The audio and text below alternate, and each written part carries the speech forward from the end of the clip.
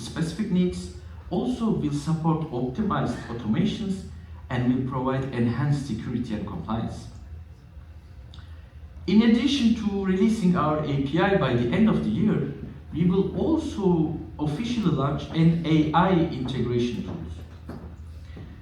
While tools like Microsoft Copilot, Google Gemini have introduced generative AI functions, we are more focused on 3 functionalities. We offer an AI writer that accelerates content creation, and this tool is directly integrated with Synology Office Suite. You will generate your documents faster. You can use AI writers in documents to draft outlines, refine, shorter, even adjust the tone of your document. You can generate spreadsheets too. If you forget a formula or if you don't know where the error comes from, all you need to do is input the requirements and our AI generator will create the formula for you. AI writer can help you with draft emails, edit content, translate, and more. And finally, it will also support function of AI summaries with your emails. We also understand that AI is not completely trustworthy. The content generated by AI might contain some information, sounds correct, but actually is misleading. So how to tackle this? To solve this problem, we provide RAG, Retrieval Augmented Generation technology to enhance the precision of AI. You can think that your company NAS is as a database for your AI. You can upload the files from NAS to AI as a reference before generating content to improve accuracy. And finally, very important security issue for IT is shadow AI. To reduce the risk of shadow AI, we are launching Synology AI Console. After enabling the de-identification feature, before the prompt entered by the employee is sent to a third-party IA vendor. The Synology AI Console will first cover up the confidential information for you and for your company. And this information after obtaining the calculation results. The AI console will securely and accurately recover your data, preventing confidential information from being leaked or used in another AI public console. Finally, we also provide a complete audit log, including transmissions and management tools, which completes the AI console. Of course, as a leading brand, we will work on our on-premise AI for the future deployment, and we will keep you informed about that. But to sum up this presentation, Synology Office Suite is a productivity platform within a private cloud, which contains collaboration and communication tools, possessing a complete control over your data, enterprise-grade security, easy-to-use management tools with one-time purchase. There is no subscription fee with Synology. And soon we will have more flexibility with our API release, and we will have a smarter workflow with generative AI that I just mentioned. Thank you for listening to me. After this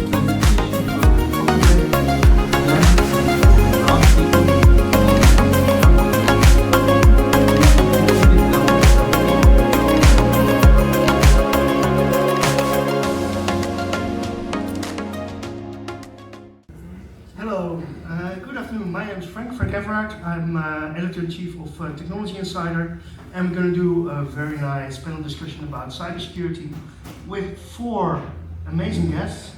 Next to me, we have Milovan. You're the head of IT of Attendees College, correct? And there we have Alexandra, which we have to thank for this fabulous day, because she is the marketing manager of Synology. Next, we have the IT guy of the government, that's Tim. And then we have Gabriel, and you're in HPC stuff. Let's explain a little bit about your role, Milovan. Yes, my name is Milovan Milic. I'm hoofd ICT or head of IT in English at Utrecht College in Venlo. This is a Christian school with 2,200 students, 250 staff. I'm in charge of the ICT infrastructure, continuïteit, we say in Dutch, continuity, you know, in education you have to be jack of all trades. And sometimes you're not master none of it, yeah? But you have to be informed with all sorts of technologies. So you have like 2,200 chaos makers. Yeah, maybe afterwards I will explain why. and you have like 250 people that say, I do know nothing. Well, depends. You know, if you have a young teachers, they're more kind of in a line with the new technology and everything. It's easier. Older teachers, you have a little bit advantages, but everything depends on a person. Yeah.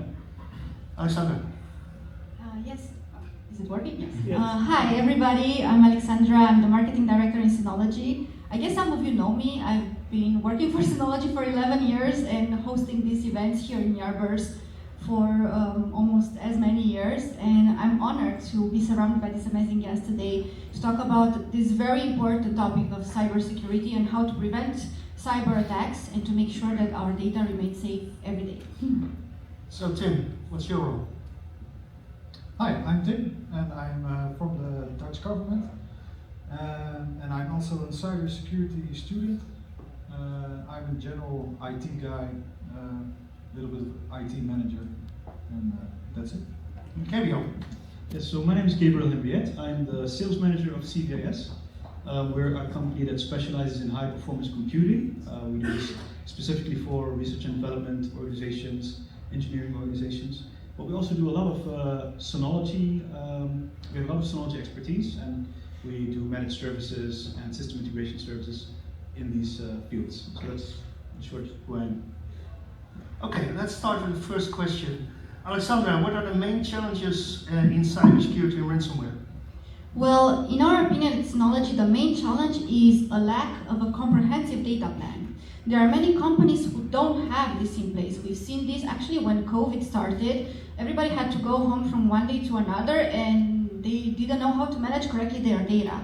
And this leads to data loss, and secondly, and more importantly, to data recoverability. How do we recover our data?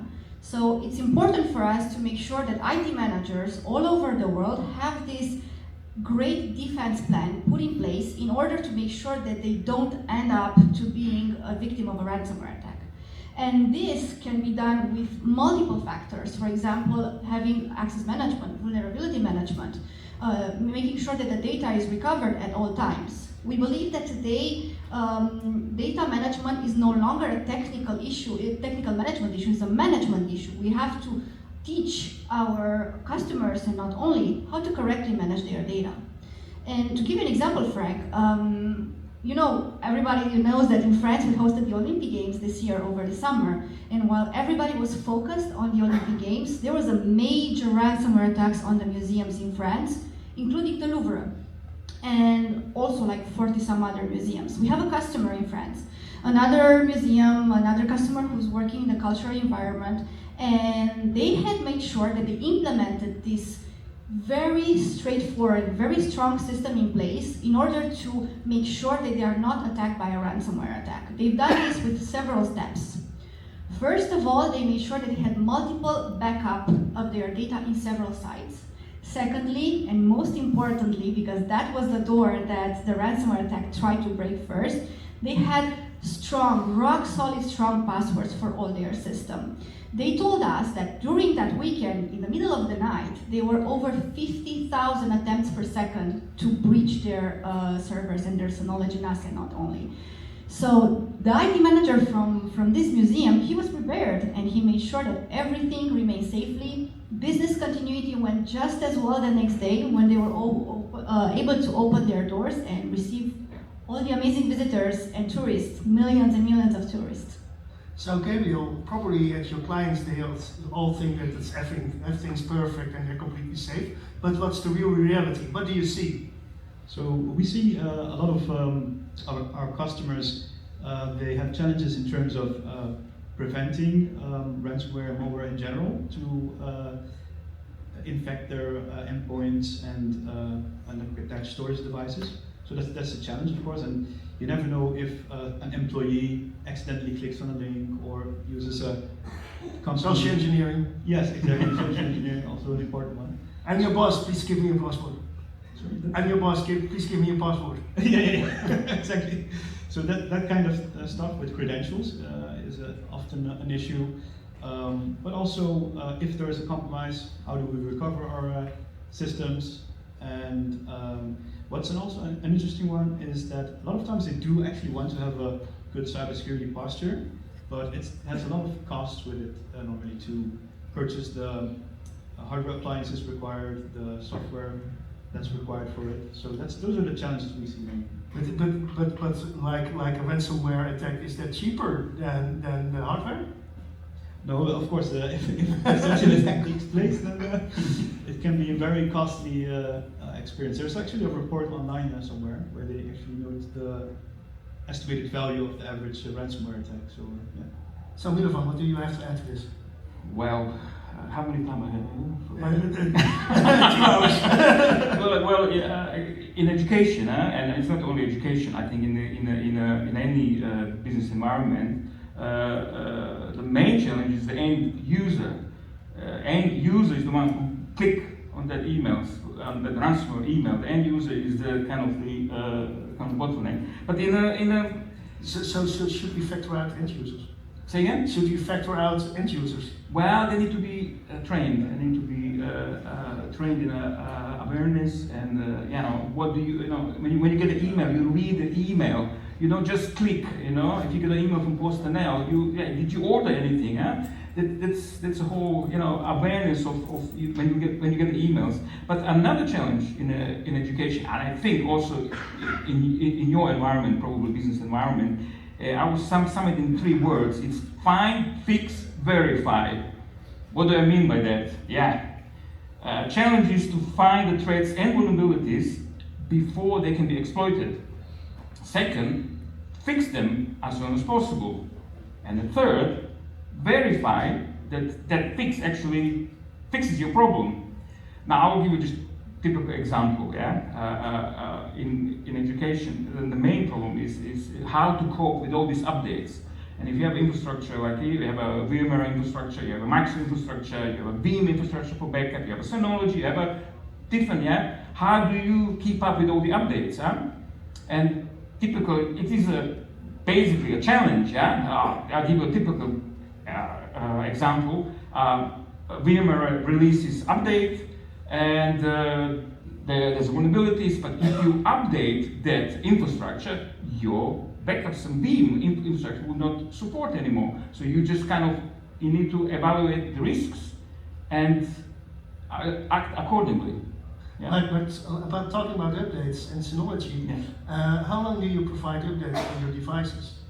Well, actually, this is very important because one of the first entry doors to ransomware attacks is also on software vulnerabilities, meaning your software is not up to date, definitely there is a risk of ransomware. So currently, we provide, I think, if I'm not mistaken, up to 16 series. So for example, a DS416 Plus. So almost 10 years to today, because obviously we encourage our users to make sure that the devices are always up to date, but already almost 10 years of updates, it's something... Those are devices from 2016? Yes, exactly, And do you inform those end users? Yes, we do inform these end users. We send them alerts to make sure that they are aware that their operating system is running and is going to be out of date soon, and they should do something to make sure that this doesn't happen. And we also offer free migration services, especially for high-end units.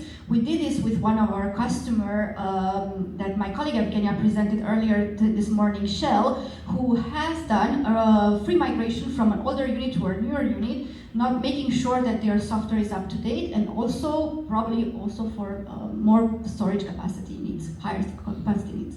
Two weeks ago was also Synology update, which I updated my Synology. Did you update your Synology? Good. So Tim, what are your main challenges do you see? For us, is the main challenge, I think, the user friendliness.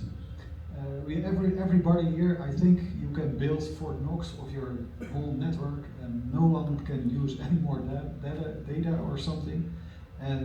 But if your user is going to make a workaround or find a workaround, you have a big issue already on security. So the user friendliness, it's an issue always. It's a thin line you walk on, I think. So next question, Milovan, what were the main threats you had last year? Besides end users. I work for a school with 2,200 students, and we are a Christian school where the Bible is a kind of moral compass. But you know, some students can't resist temptation to hack the systems. We have that kind of, but that keeps me on the toes. Yeah. Keeps me to be ahead, and if that happens, we find it very swiftly. But I assure you that 99% of the students are like a baby, very good. But it is a challenge, if you have lots of users, they like to play with the system. Yeah. And do you catch those evil students? Yes. Naughty students? Say again? Yeah. It is, and you have to be kind. You have to be forgiving. It's something about it. Yeah, you have to. Yeah, it's a biblical principle. But again, you have to exercise discipline. So we called one student. We didn't actually 100% sure that it was him, but I pretended that it's him, and I said, listen, you have a chance now to come clean, but if you leave this, it could be consequences. No, I haven't done. Okay, so he went, and after 5 minutes he came through and he confessed everything. So it was like social engineering the other way around. Yeah, it's kind of pre-AIE. So Gabriel, what were the main threats for your clients? So what we encounter, I think, I think that the people in the audience also will think is common. Phishing emails among company employees' email inboxes arriving. But there was one specific case that was very interesting, a customer told me about. It was a case of whaling, so that's where it's like phishing, but the fish is much bigger, so it's like a whale. And in that case, the situation was that a CEO was impersonated. So our customer told us he received a text message from the CEO's number, so it was the correct number, so they actually spoofed his number. And they sent a text message, hey, can we have a brief Teams video meeting in a few minutes? So he was like, okay, no problem. And then he joined the meeting, and they actually managed to replicate his face. Was a little bit pixelated, he said, but he thought it was a little bit weird, but okay. And he was actually sounding in the same manner as well. So, and in that meeting, the threat actor, they asked them to transfer a large sum of money. So our customer was like, okay, I don't know if this is good. And what I think is really good that they did is after that session, they ended the call and they immediately went to their phone, to the address book, called back the CEO, and they told him, hey, did you just call us, or did you just have a video meeting with us and ask me to transfer a large sum of money? And of course you can understand the CEO was shocked to hear this. He was like, no, I didn't transfer anything, don't do anything, and we'll have the rest of the department investigate this. So it was really good that they prevented that, a lot of financial damage. Tim, do you have to add something to this? No. I think not. Especially You can read the stuff from the government in the newspapers. Yes, that's true. And also there's a department above me, and that's the SOC, Security Operating Center, and they provide me the information, but I don't tell. Over the years, sorry.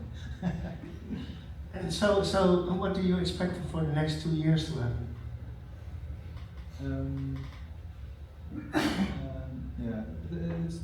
For me, I'm afraid of the ransomware is inside your backup. So when you have all your backups are good, so you have one on location, on all location, on offline, and in the cloud. But when the ransomware is sleeping for months, and they could be active, and then you have nothing. Your backup is also infected. So it's, I'm afraid that's going to be happening. I see, Gabriel, you want to add something to it. So that's something you can counter with a long retention time. So if you have a long retention time, several months back, we normally apply a minimum of 6 months, but it could be longer. But you have to size the system then according to the storage requirements. But when you do that, then you can go back to a previous version and restore the system from a time when it was not compromised. So on average, how much larger is the system if you want to size it for 6 months or longer? What do you see at your customers? So normally you would have a storage, for example, just an example, 30 terabytes, for example. But if you want to have 6 months of retention time, then you have to take into account that you're going to have 6 versions of that backup, so 6 times 30 terabyte, for example, and then a 7th one, because the new version will overwrite. There needs to be space for the new version, and then the last version will be deleted again. So you need to size. So you're very happy those 30 terabyte drives are now coming to the market? Well, yeah, just a calculation example, but that's how it would normally work. So Milovan, what do you see for the next 2 years? More AI? I think the threats and vulnerabilities will increase. There's no question about it. But if you keep basic infrastructure right, so 3-to-1 rule of your backups, and invest in a good infrastructure. I have seen that many schools, they buy cheap products, trying to save money, but in the long run they have a very big problem. So invest in a good infrastructure. And I would just agree with the backups. Have a multiple backups. I mean, we have extra 2-3 repositories, which are all Synology, by the way, and in offline backup. And you can, and yeah, what you said also retention, but offline backup somehow, it's been described like it's not needed, but you have to have offline backup, which we at our school, we have offline backup. So Alexander, what do you expect for the next 2 years? Well, actually I want to add on what Milovan mentioned, also immutable backups, because these, with our technology that I guess some of you, or I hope all of you know, Worm, our license-free solution that allows volume and folder encryption, it will give you already a safety net in case there is a ransomware attack, because it's impossible for the ransomware attack to compromise the data. So that's one. And then also air gap solutions, like physically isolating that backup that can be potentially attacked, like we discussed previously. Then what we see as well is those automatic verifications. So the possibility for those backups to be verified, not only that they are backed up, but also that they are functional. And secondly, and I think maybe this is to all the IT managers out there, the possibility to run drills to make sure that you are able to recover your data in case of a ransomware attack, not only in a timely manner, but also with the minimum loss possible.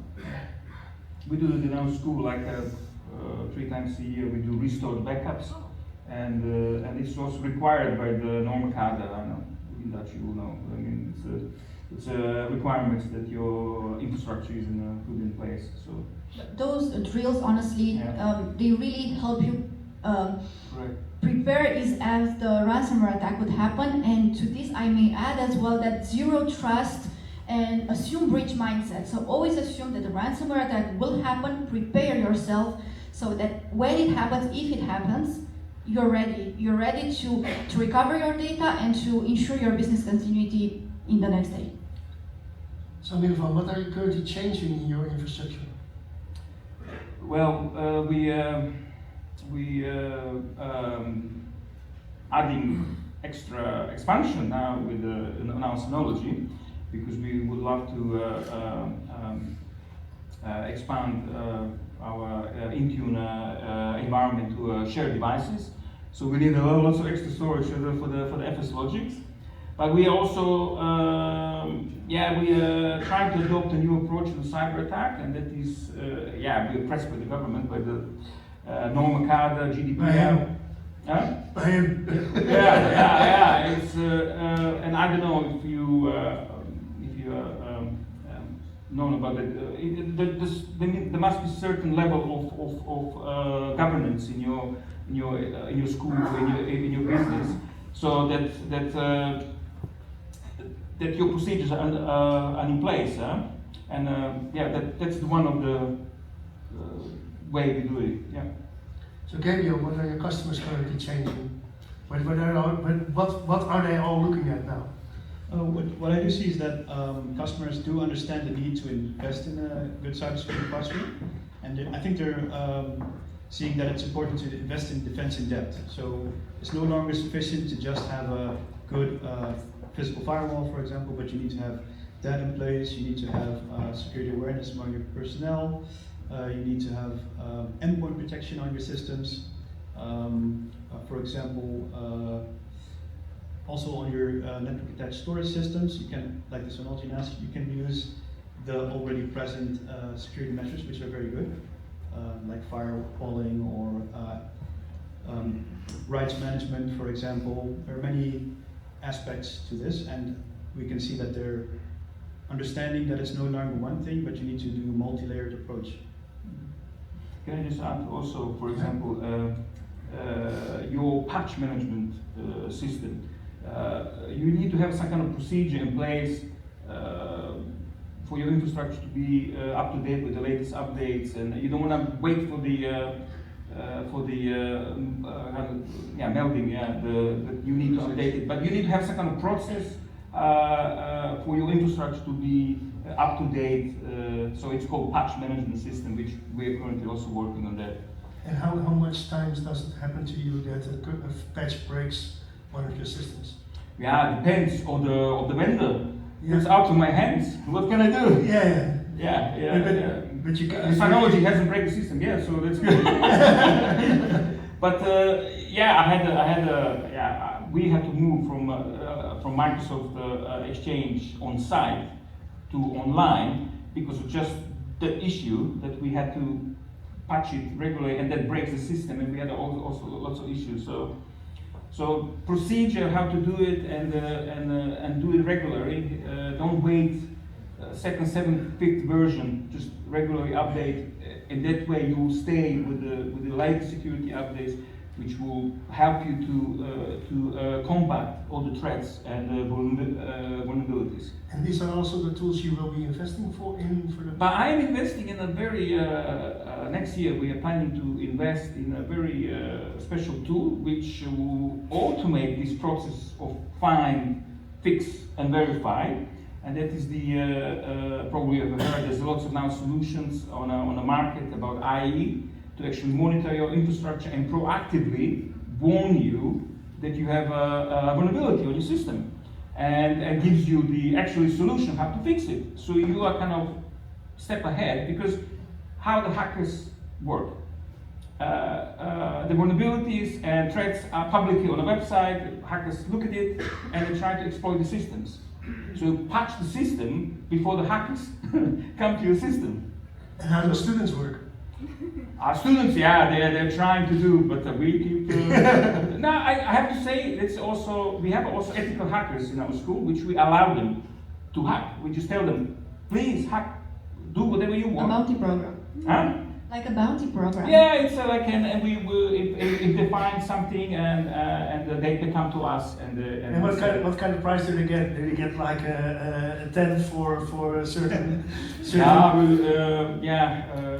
They couldn't find some big kind of vulnerability yet, but they found something and they come and they let us know. But they like to come up and say, hey, you know, we found it, yeah. So, but it is good to have a good relation with the students, because we are a school as a team, not So, Gabriel, what do you see your clients investing in? What we mainly see is that they invest in, like I said, physical firewalling, the SIEM solutions, for example, endpoint protection is a very important one. Basically, those kinds of things we see them. But no money for end user education. They do organize security awareness trainings. So among their personnel, they have sessions to practice, and we see the workshop. These are the things you need to look out for in case of a hack or phishing occurring. And that way they try to keep their personnel up to speed on that. What are the procedures when a hack happens at your school? Well, we are currently working on that to expand our procedures. I will ask the audience, if you are hacked, if your organization is hacked, and you know you're hacked, what do you do first? Let me hear. See? Pull the plug! There we go.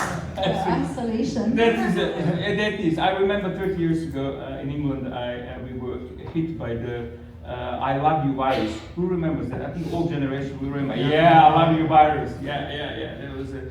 And we didn't know what to do. It was spreading like a fire. Yeah. And all the people who had really some issues with the love, they clicked it very quickly there.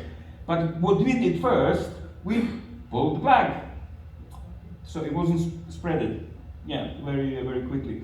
But what we're working also is on ITR. It's an incident response team. I mean, you have to have some kind of procedure in your organization if the attack happens. So first, pull the plug. That's the first thing. Second, try to evaluate what happened. Check the logs, check the firewall, check everything what you can. And with that kind of data and that kind of what you have, then we will go to ITR, Incident Response Team, which is the privacy officer there, security officer, managing director. We come all together and we discuss plan of action and make sure that before all of that you have some kind of cyber security insurance. We do. Anyone has a cyber security insurance? 1, 2, 3. Oh, okay. That's good. If you don't have a cyber security insurance, you should look at it. But when you talked about that virus, I had to think about what I had at my school, and that says something about my age, but it was Yankee Doodle. Yeah. Now we had that 8 years ago. One of our students, I was 8 or 10 years ago, I can't remember, but it's very, at that time, it was very easy. You pay $20 in America and you initiate a denial of service attack. It was on our website and we just couldn't find it. The whole website was down and we couldn't find it, who was it. But somehow, the hacker always needs to make himself known, He needs to, in social media, maybe in a different identity, but we found him, and we also called him, and he said, "Did you hack it?" No. But we also he came and confessed. One of the good things about working at school is that your vacations are very, very long. But how do you do that during vacations? Well, I don't have a vacation. Man. I don't have a vacation. Anyone here in education? Education? Oh yeah. Do you have a holiday? No holiday. No holiday for us. Because this is the time when you upgrade your infrastructure. This is the time you patch your system. This is the time you do things which whole system needs to be rebooted, and yeah. So Gabriel, what do you see at your clients for the procedures? So what we do with mainly is most of the company employees, they're very good at their specific expertise area, but not always so much in the IT.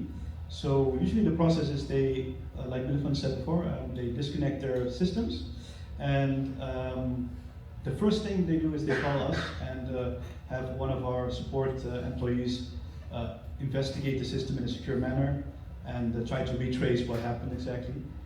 For example, there was once a case where one of the email accounts, it wasn't managed by our organization, but they forgot to employ the two-factor authentication, and then it became compromised, of course.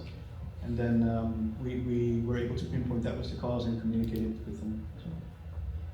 If I may add to what Gabriel mentioned, there is something that seems like basic, but a lot of IT administrators use that admin password in your NAS or your server or any other device. It's so easy to breach your system if you use admin as username and password. So we want to force our users and IT managers to change. So some people are creative and they use admin and password. Yes, even worse. Or So- password with a 0. So change that with a customizable password and a username and a password to make sure, because that's always like everybody, we don't think about it because it seems so basic, but you have your NAS in your office, you have your NAS somewhere at home, and if you let your username for the administration account to be admin and password, and you leave the door open to any ransomware attack. Tim, do you have anything to add to this? Again, no. Because our what's the word?